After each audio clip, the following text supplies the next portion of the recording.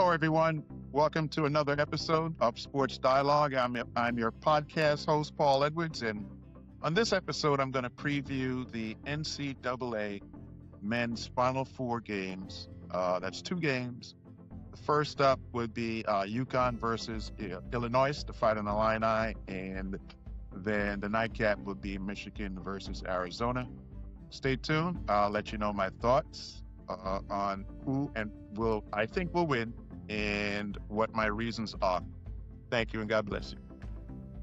First, I'll start with the Yukon Huskies and the Illini. That's Illinois fighting the Illini. It seems as if Yukon looking back versus Duke. When I watched the game, obviously everybody saw the fantastic ending. Obviously the Duke fans probably don't think it's fantastic. The Yukon's fans think it's very much fantastic. Duke played very well. Alex Carbon shot it when he needed to shoot it. So they picked it up in the second half. But in the first half, they just weren't shooting as well from the floor, but there was no panic in them. Coach Hurley and the rest of the staff has them pretty grounded. There's one caution I would give to the Yukon coaching staff, just to be a little careful. They have a lot of passion, there's no question. And I think one of the reasons why the coaching staff is super successful is because they're passionate. And I believe that the players understand that the coaching staff is very passionate, and the coaching staff will protect them at the games. They don't really have to argue foul calls because they know that the coaching staff is going to let their displeasure be known respectfully.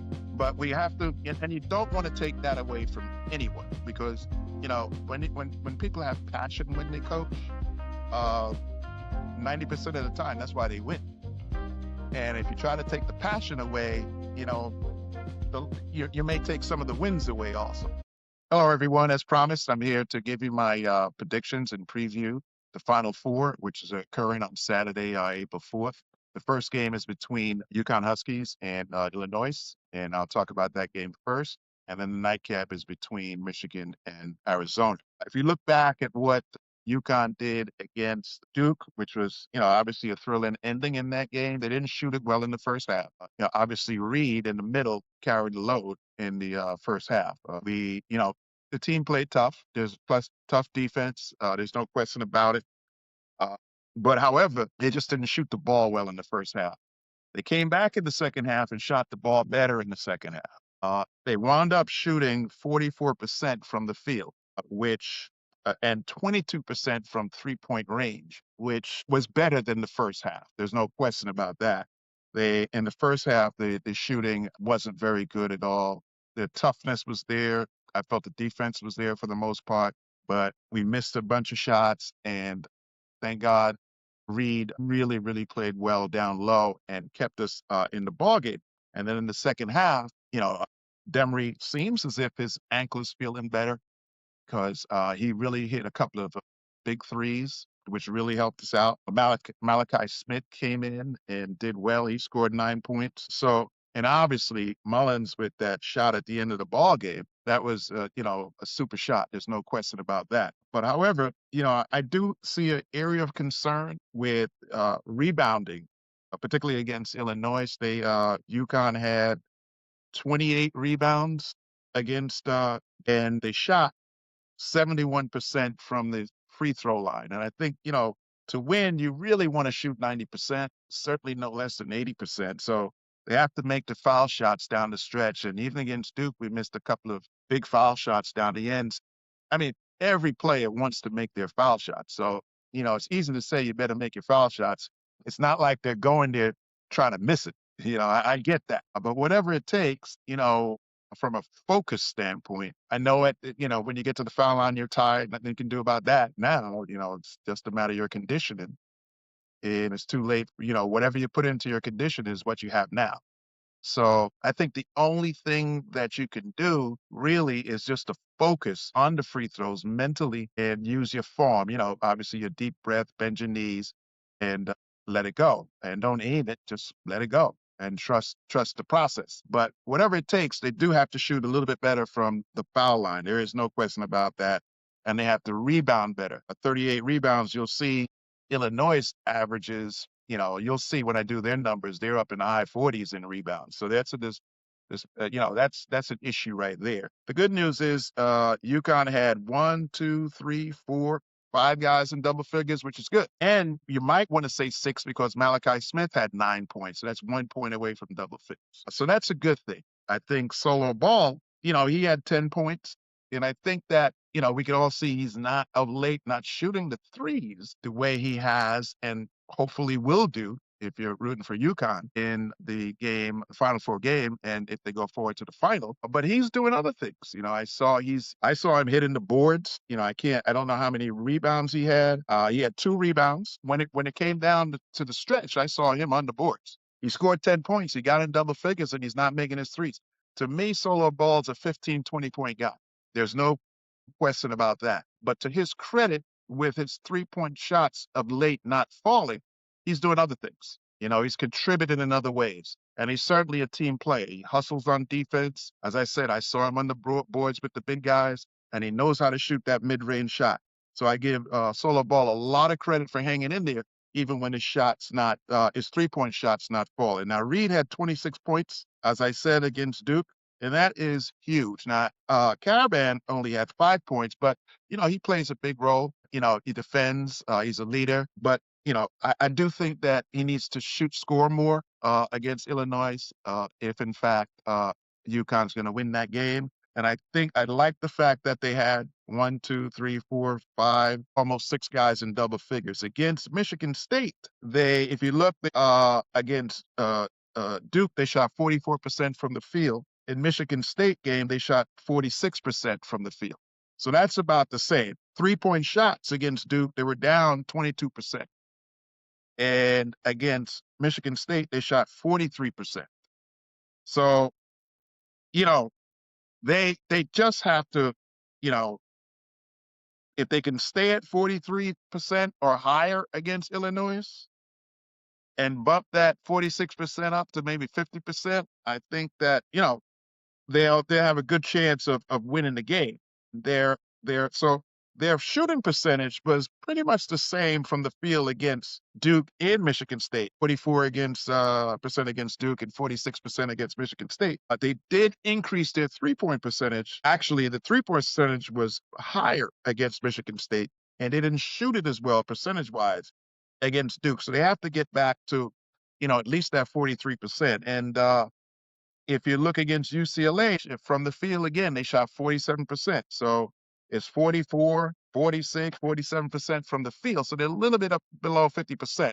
So they're consistent there. They're kind of up and down on the 3-point shots. 33% against UCLA from 3, 43% against Michigan State, which is better, but then back down now 2% from 3 against Duke.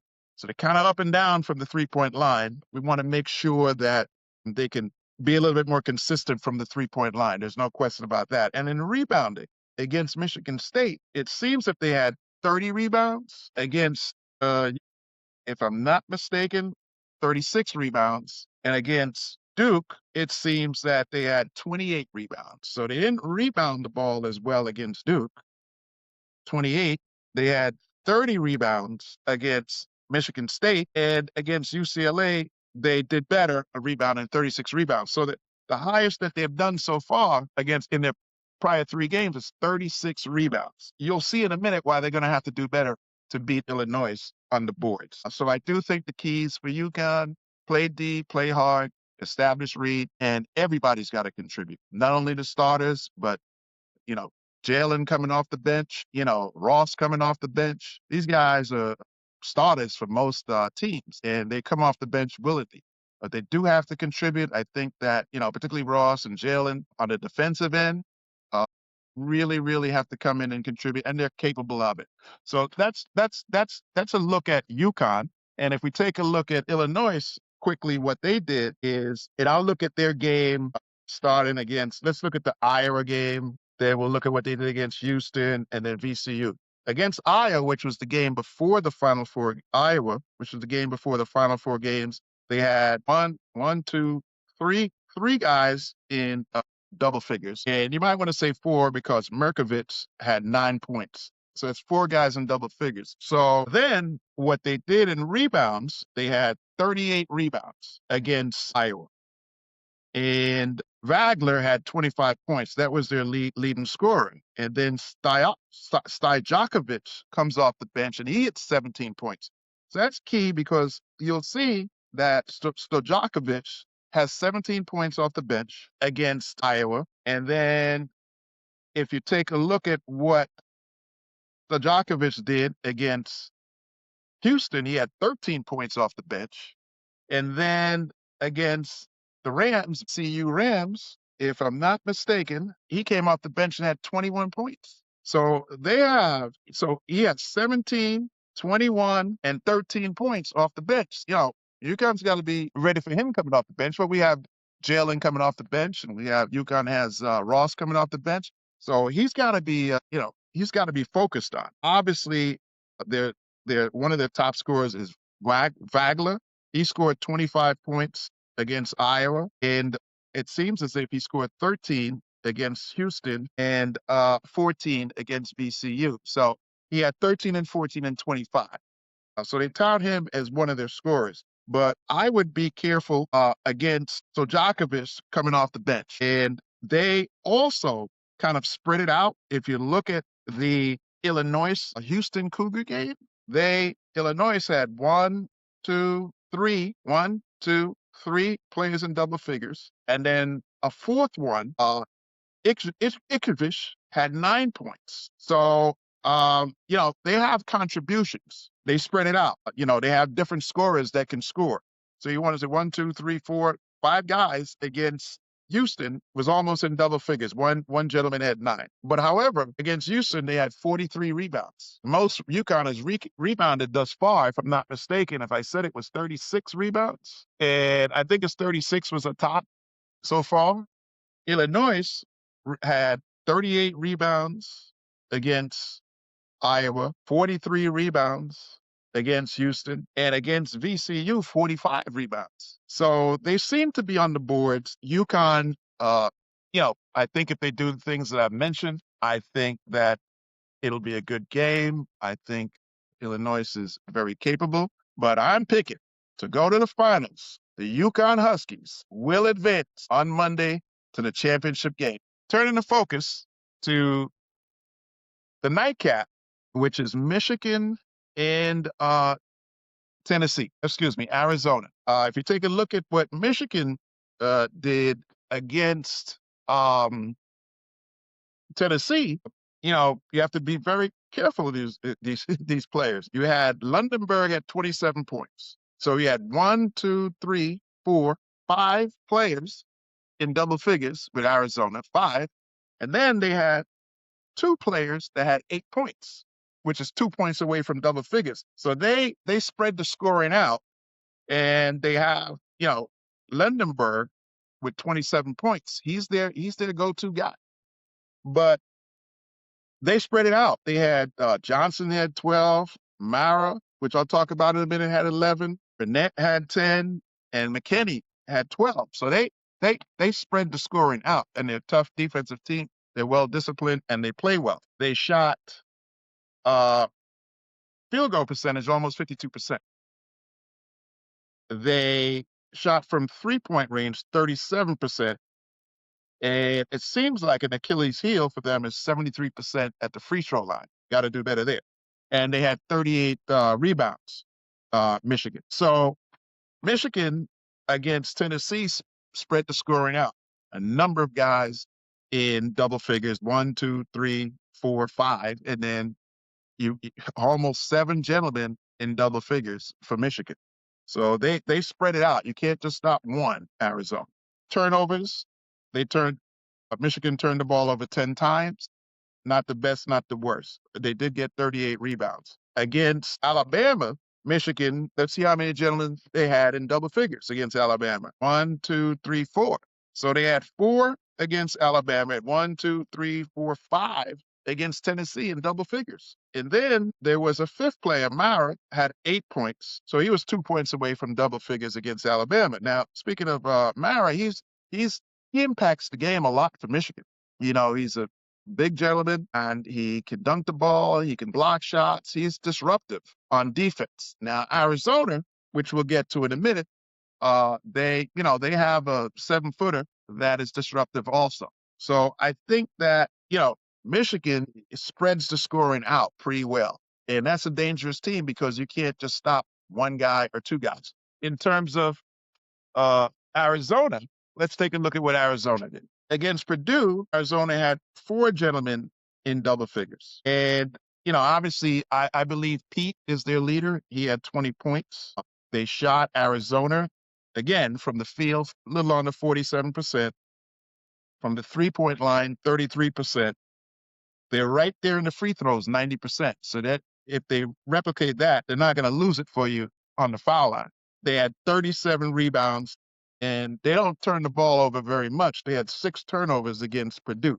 So, and that's huge. By not turning the ball over, you give yourself a chance to win. If you look at Arizona, that's what they did against Purdue. If you look at what they did against Arkansas, they had 1, 2, 3, 4, 5 gentlemen in double figures. So now they spread it out pretty well against Arkansas, the scoring, but they only had 4 people in double figures against Purdue. So that kind of went down a little bit, but they're capable of spreading it out, Arkansas. Obviously, you see 5 gentlemen in double figures. And against Arkansas, they shot 63%, almost 64% from the field. And so that is dangerous. It's definitely dangerous. And let's see what they did against Purdue. It was a drop off against Purdue down to 47%, but it shows that they can really get hot. Almost 64% against Arkansas. Wow. From the 3-point land against Arkansas, 62.5% from 3-point land. And free throws, a little bit of Achilles heel, 76%. They got to do better than that. And 30 rebounds. And they turned the ball over in that game 12 times, which is still not bad, but certainly not good. I think 6 turnovers are good. So I think that Arkansas has a 7-footer that's disruptive. Excuse me, Arizona. Pete, dangerous player. But Michigan has Mara. He's a 7-footer. And I think those gentlemen are going to find themselves on the floor at the same time at some point. So, it's going to be a good one. There is no question about it. But however, I am picking the Michigan Wolverines to defeat the Arizona Wildcats in a very, very close game. But however, my gut is telling me just to go with Michigan. So those are my thoughts on the games. Those are who I think will win. And God's willing, I'll be back on Sunday or Monday to preview the final game and give you what my thoughts are on the final game. I think before I end this episode, just wanted to make a couple of comments. Obviously, I did say that Yukon, I believe, will prevail. I just wanted to reflect back on that last second shot by Mullins. That was, Duke, feel bad for Duke because, the organization, the coaches, the players, you play that well, and to lose the way you lose, they lost is, it's not easy. And I just pray that, I know that I don't want to call names. I know there was a turnover at the end. I just hope that people don't blame him for it. He was trying to get the ball up the court. These things happen. I just give credit to the UConn players that forced the turnover, and certainly Mullins for hitting that shot. I'd say it brought me up out of my seat. I felt that, we put ourselves in a tough position, UConn did, by missing some key foul shots down the road. But no panic, didn't foul right away, shows they're well coached. And, they got a good steal, a good trap and a good deflection. And it's just something that happens in the game. And I just hope that, whoever it is, whoever just doesn't really get down on the team and the players, because those Duke players really, really played well. There's one caution I would give to the UConn coaching staff, just to be a little careful. They have a lot of passion. There's no question. And I think one of the reasons why the coaching staff is super successful is because they're passionate. And I believe that the players understand that the coaching staff is very passionate, and the coaching staff will protect them. at the games. They don't really have to argue foul calls because they know that the coaching staff is going to let their displeasure be known respectfully. But we have to, and you don't want to take that away from anyone because when people have passion when they coach, uh, 90% of the time that's why they win. And if you try to take the passion away, you may take some of the wins away also. So, but with that said, I would caution the jubilation at the end of that game. I think, just some things went on there a little bit that could have, I'm just glad that the referees let the players decide the game and didn't make calls at the end of the game that would take the game out of the players' hands. So it's kudos to them for doing that. But at the same time, we just have to be cautious on how we celebrate when we win because you don't want to, put it in the ref's hands to make a call. That's a non-basketball call. And so I would say, keep the fire burning. The passion has to be there because that's, why UConn wins. But at the same time, just be careful not to give the refs a chance to take the game out of the players' hands. But with that said, thank you for tuning in. God's willing, we'll see you on Sunday or Monday to preview the championship game. And I just wanted to give a shout out to the Yukon women and the South Carolina women. They played and UCLA. UCLA and I think that was Tennessee that they played yesterday. That was a tough game. Obviously, that Yukon South Carolina game was a tough game. I didn't think Yukon shot the ball well. They played hard. They won 54 games in a row. There are no losers.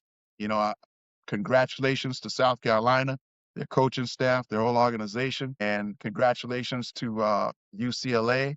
I think they play Sunday the 5th, which is tomorrow. And, I wish them both well. I do think that South Carolina will prevail in that game, but it'll be a close one. Thank you and God bless you.